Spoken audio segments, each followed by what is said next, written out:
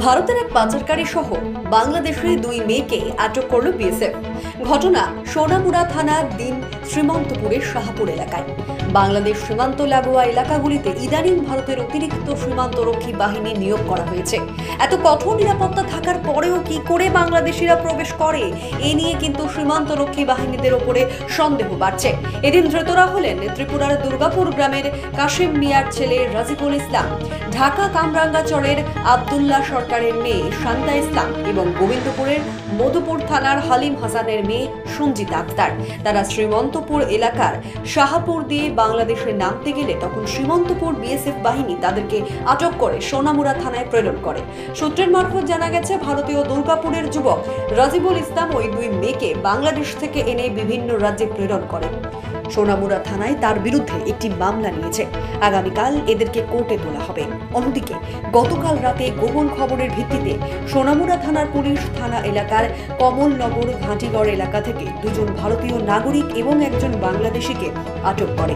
তাদেরকে বৃহস্পতিবার কোর্টে প্রেরণ করা হয়।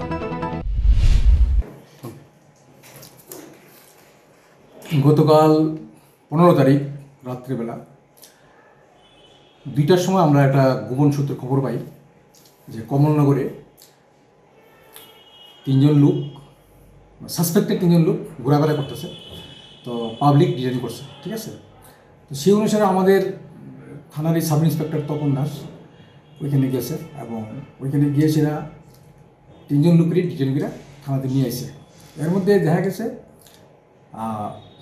একজন বাংলাদেশি আর 2জন ইন্ডিয়ান, সম্ভবত তাদের সাহায্য নিয়েই তারা ইন্ডিয়াতে ঢুকছে। তারপর আজকে 16 তারিখ আমাদের সোনামুড়া থানার আন্ডারে শ্রীমন্তপুর বিউপি একজন অফিসার আর 3জন লোকরে ডিটেইন করে থানাতে এনে জমা দিছে। এর মধ্যে 2জন মহিলা যাদের পরিচয় জানা গেছে বাংলাদেশি, আর একজন পুরুষ লোক যে ইন্ডিয়ান, সোনামুড়া এরিয়াতে তার বাড়ি। সম্ভবত সে তার সহযোগিতায় সে তারা ইন্ডিয়াতে প্রবেশ করতে পারছে। স্যার, এই বাংলাদেশি মহিলাটির নাম কি স্যার? বাংলাদেশি মহিলাটি হলো, একজনের নাম হচ্ছে সঞ্জিতা আক্তার, আচ্ছা, তো 19 বছর বয়স। আর একজনের নাম হইল শান্ত ইসলাম, বয়স মাইনর 15 বছর। আর ইন্ডিয়ান ইন্ডিয়ান যে ছেলেটা যুক্ত ছিল তার নাম হচ্ছে রাজিকুল ইসলাম, হের বাড়ি সোনামুড়া দুর্গাপুর এরিয়াতে। আচ্ছা, এদের কি স্যার আজকে কোর্টে উঠানো হবে স্যার? গতকালকে যে লোকগুলাকে কমলনগর থেকে আনা হয়েছিল তাদেরকে ইন্ডিয়ান এবং বাংলাদেশি সবাইকে